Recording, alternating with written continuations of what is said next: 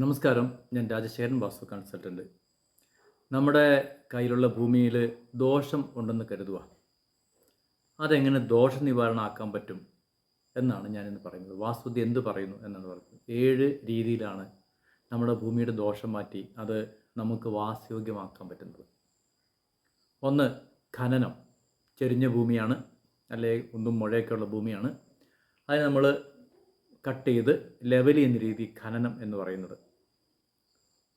ഖനനത്തിൽ വേറൊന്നുകൂടി ശ്രദ്ധിക്കാനുണ്ട്.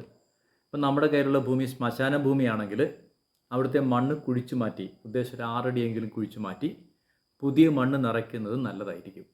ശ്മശാനത്തിൽ വീട് വെക്കുന്നത് ഒരു കാരണവശാലും ഉത്തമമല്ല. അത് പ്രത്യേകം ശ്രദ്ധിക്കണം. ശ്മശാനത്തിൽ അസ്ഥിയുടെയൊക്കെ ബാക്കിയുണ്ടാവും. അസ്ഥി കിടന്നാൽ നമുക്ക് മാനസിക വിഭ്രാന്തി ഉണ്ടാകുമെന്ന് പറയപ്പെടുന്നു. ഇനി രണ്ടാമത്തെ ഹരണമാണ്. നമ്മുടെ പ്രോപ്പർട്ടിക്ക് ദിക്കൊന്നും ഉണ്ടാവില്ല. അപ്പോൾ അതിനെ എന്ത് ചെയ്യുന്നു, ദിക്കിനനുസരിച്ച് കറക്റ്റായിട്ട് മുറിച്ച് ലെവൽ ചെയ്ത് എടുക്കുന്ന രീതിയാണ് ഹരണം എന്ന് പറയുന്നത്. ഇനി ദഹനം എന്നുള്ള വാക്കിനർത്ഥം തന്നെയുണ്ട്. നമ്മൾ വീട് വെക്കാൻ പോകുന്ന പ്രോപ്പർട്ടിയിൽ കാടും പടലും മരങ്ങളൊക്കെ നിൽക്കുകയാണെങ്കിൽ അതൊക്കെ മുറിച്ച് മാറ്റിയിട്ട് നല്ല വൃത്തിയിൽ കത്തിച്ച് ആ ഭൂമി വൃത്തിയാക്കുന്ന ആ രീതിയാണ് ദഹനം എന്ന് പറയുന്നത്. ഇനി പൂരണം, ഫില്ല് ചെയ്യുക. നമുക്ക് കിട്ടുന്ന ഭൂമി കുഴിഞ്ഞതാണ്, അവിടെ വീട് വെക്കണമെങ്കിൽ മണ്ണ് ഫില്ല് ചെയ്യുക. ആ രീതിയാണ്. നല്ല ശുദ്ധമായ മണ്ണായിരിക്കണം. നമുക്ക് ഉറപ്പുള്ള മണ്ണ് വേണം. അതായത് ശുദ്ധമാണെന്ന് ഉറപ്പുള്ള മണ്ണ് വേണം അവിടെ കൊണ്ട് ഫില്ല് ചെയ്യാൻ. കാരണം എല്ലാ വസ്തുക്കളുടെയും തരംഗങ്ങൾ നമ്മളെ സ്വാധീനിക്കും. അവിടെ നല്ല മണ്ണാണെങ്കിൽ നമുക്ക് ആ നല്ലതായിരിക്കും അനുഭവം, മോശം മണ്ണാണെങ്കിൽ മോശമായിരിക്കും അനുഭവം. ഇനി ആരും കേൾക്കാത്ത ഒരെണ്ണമാണ് 5-മത്തത് ഗോനിവാസം.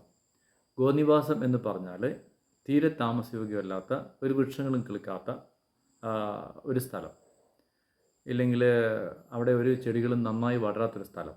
അത്തരം സ്ഥലങ്ങൾ നമുക്ക് വീട് വെക്കുന്നതല്ല. നിങ്ങൾക്കറിയാം, ഉത്തമമായ ഭൂമിയുടെ കാര്യത്തിൽ പറയുമ്പം കിഴക്കോട്ട് പ്രദക്ഷിണമായി വെള്ളം ഒഴുകുന്ന, കിഴക്കോട്ട് ചാഞ്ഞ ഫലഭൂയിഷ്ഠയുള്ള നല്ല വൃക്ഷങ്ങളും പാലുള്ള മരങ്ങളും കിളികളും പൂക്കളൊക്കെ ധാരാളമുള്ള ഭൂമിയാണ് മനുഷ്യവാസത്തിന് ഏറ്റവും നല്ല ഭൂമി.